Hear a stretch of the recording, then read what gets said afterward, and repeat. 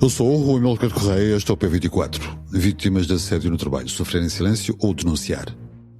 Em Portugal, Sofia Arruda trouxe o assunto à tona. Numa entrevista, a atriz contou que foi vítima de assédio por parte de um produtor de televisão e que, por ter negado, ficou 7 anos sem trabalhar.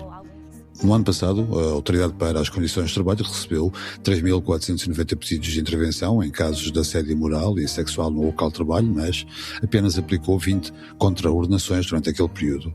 O que é que explica esta discrepância? Existe também um abismo entre o número de queixas apresentadas e a realidade das relações laborais.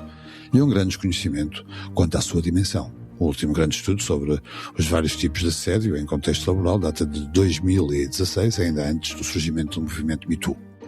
Segundo esse estudo, 16,5% da população ativa em Portugal dizia já ter sido vítima de assédio moral e 16,6% de assédio sexual no local de trabalho. Segundo a Organização Mundial da Saúde, uma em cada 14 mulheres já sofreu algum abuso sexual. As mulheres surgiam como principais vítimas de assédio moral e sexual, enquanto os homens eram mais vítimas de assédio moral do que sexual.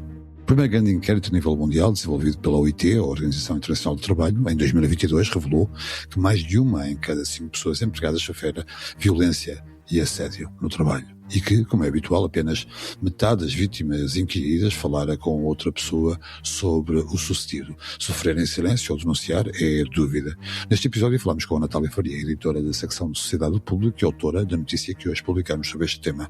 Saiba mais em público.pt. Bem-vindos ao P24, o seu dia começa aqui. Natália Faria, bem-vinda a este P24. O número de queixas de assédio moral e sexual tem vindo a aumentar ao longo dos anos, o que evidencia uma maior disponibilidade das vítimas para romperem o silêncio.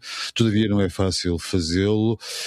As denúncias também podem ser explicadas, o seu aumento, por uma maior confiança nas instituições? Eu creio que sim, mas creio que decorrerá sobretudo de um caldo social que tende, de forma mais consciente e verbalizada, censurar comportamentos que configuram situações de assédio, quer moral, quer sexual, fora e dentro dos locais de trabalho, comportamentos que até não há muito tempo eram admitidos, como brincadeiras, como inconsequentes, eram tolerados. E porquê é que há uma discrepância tão grande entre o número de queixas, como tu dizes no teu texto, há 3.490 queixas à Autoridade para as Condições do Trabalho, mas apenas 20 contraordenações? Bom, desde logo deixa-me lembrar que é a convicção de todos os especialistas que são chamados a pensar sobre estas questões, que este número de queixas está muito aquém daquilo que se passa na realidade das empresas em Portugal. Aliás, a própria presidente da CIT, que ouvimos no âmbito deste trabalho, recordava que depois de uma primeira abordagem telefónica em que às supostas denunciantes ou eventuais futuras denunciantes era explicado que qualquer atuação pressupunha uma interpelação da empresa sobre as alegações que poderiam ser feitas. Nesta situação, a maior parte das pessoas que telefonam a pedir informações recuam e dizem, então afinal não quero, porque há aqui ainda um compreensível, diria eu, receio de represálias no ambiente de trabalho, sobretudo num mercado que é ainda e até crescentemente marcado pela precariedade dos vínculos laborais.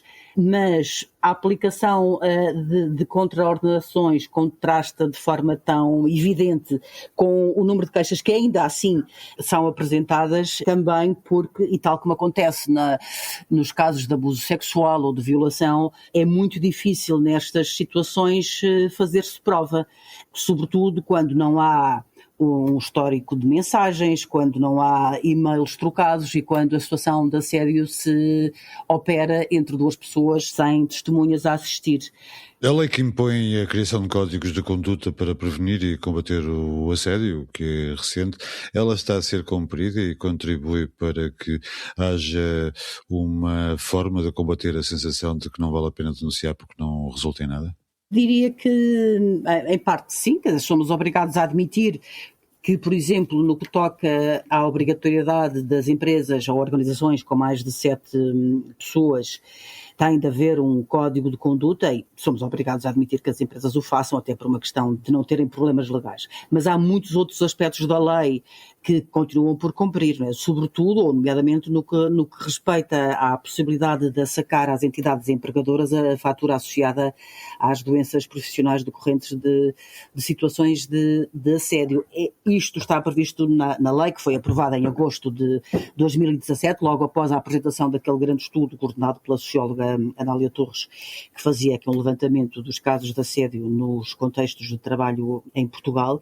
O problema é que, tal como muitas outras, esta lei ficou de ser regulamentada e tinha até um prazo muito curto, de 30 dias, mas ainda hoje isso não acontece e a imputação dessa fatura às empresas, por outro lado, continua a não poder ser feita porque não foi, como se admitiu na altura e se pediu na altura, atualizada a lista de doenças profissionais, no sentido de fazer constar desta lista as doenças que são mais frequentemente associadas ao assédio, como sejam a depressão, o burnout, o esgotamento, enfim.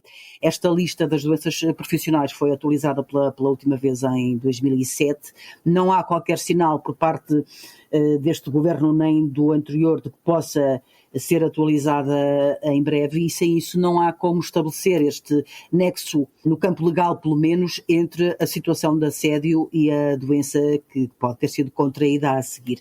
E esta era de facto uma mudança importante, até como forma de inibir os comportamentos assediantes dentro das empresas, não é? E para as obrigar a adotar medidas preventivas.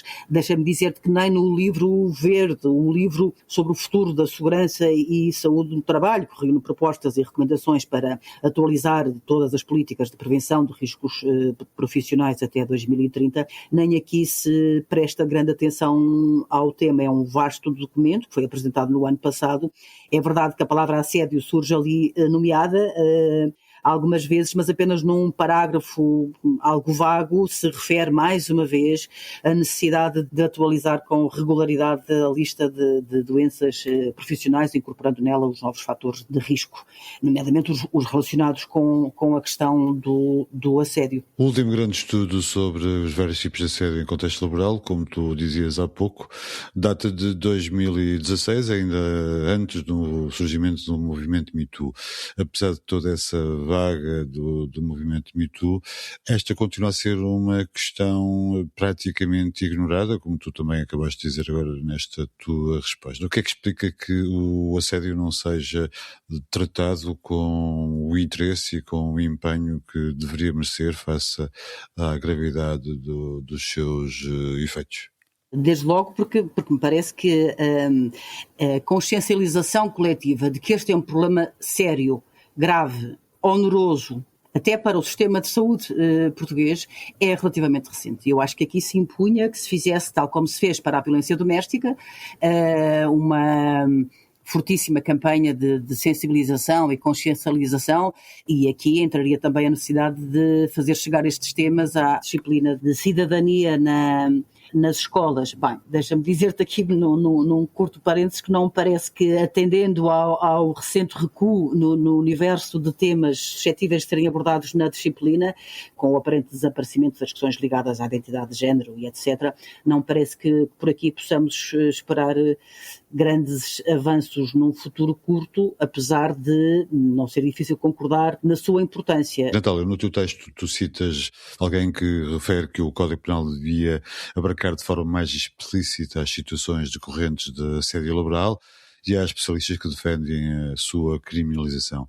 Quais são os argumentos e porquê esta defesa? Bem, esta criminalização do assédio, que até de resto já está previsto, embora em termos um bocadinho vagos, no Código de Processo Penal, mas esta reivindicação de tornar mais explícita na lei, no próprio Código de Trabalho, onde o assédio está previsto como contraordenação grave, que já foi um avanço obtido em 2017 e saudado por todos, tem sobretudo que ver com a convicção de que, tornado crime, este tipo de comportamento, haveria aqui um quase automático efeito dissuasor da prática, nomeadamente se a isso acrescêssemos algum tipo de sanções adicionais ou ou de penas acessórias. Mas deixa-me dizer que isto é tão mais importante quando sabemos da incapacidade das instituições que são chamadas a intervir no terreno a este nível, têm fazê-lo com eficácia. Lembro-me que já em 2017, quando isto foi amplamente discutido em diversíssimas comissões no Parlamento, a ACT se queixava de ter apenas, a Autoridade para as Condições de Trabalho, se queixava de ter apenas 300 inspectores, hoje sabemos que são muito menos. Isto para responder a um tecido empresarial que é constituído por 1,5 milhões de empresas, 90% das quais são pequenas e médias, ou se não microempresas, torna-se fácil de compreender que é muito difícil às entidades terem aqui um mínimo de eficácia na atuação do terreno, sobretudo quando isto concorre. Este problema do assédio concorre com outros que são, eu diria que mais imediatamente graves, como sejam o da exploração de mão de obra imigrante. Natália, para acabar, para além da discrepância inicial que referi e que está patente no teu texto entre o número de pedidos de intervenção da ACT e o número de contraordenações, há também uma discrepância, um abismo entre o número de queixas apresentadas e a realidade das relações laborais, mas na prática nós não a conhecemos tão bem por ausência de informação. O que é que explica esse vazio de investigação sobre este tema? Desinteresse da academia, desinteresse dos empresários, interesse da própria sociedade em geral? A falta de meios, a falta de dinheiro, muito respondido de forma muito sucinta. Isto prende-se com a falta de dinheiro. A própria Presidente da CID, que foi a entidade promotora do último grande estudo, o tal que foi coordenado pela socióloga Anália Torres, reconhece evidentemente a necessidade de 10 anos depois voltarmos a procurar obter uma radiografia minimamente exata da dimensão do assédio na sociedade portuguesa em geral e no ambiente laboral em particular, mas apresenta a ausência de financiamento, porque é um estudo que, para ser robusto e sério nas suas conclusões, implica aqui um investimento significativo que não é compaginável com o orçamento da CIT.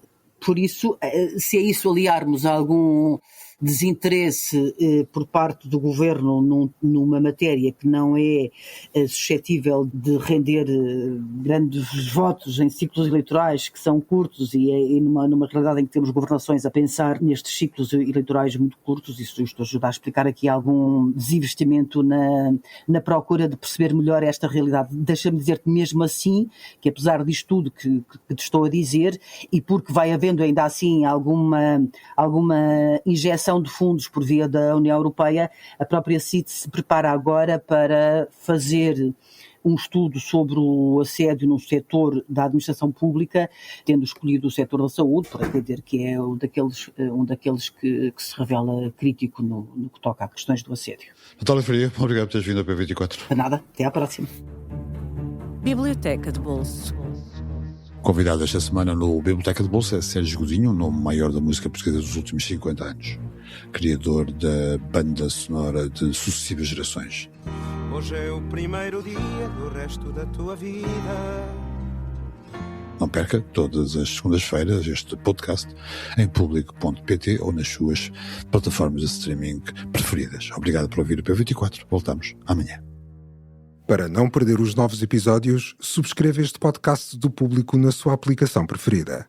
Para além deste programa, há mais para descobrir em público.pt/podcasts. O Público fica no ouvido.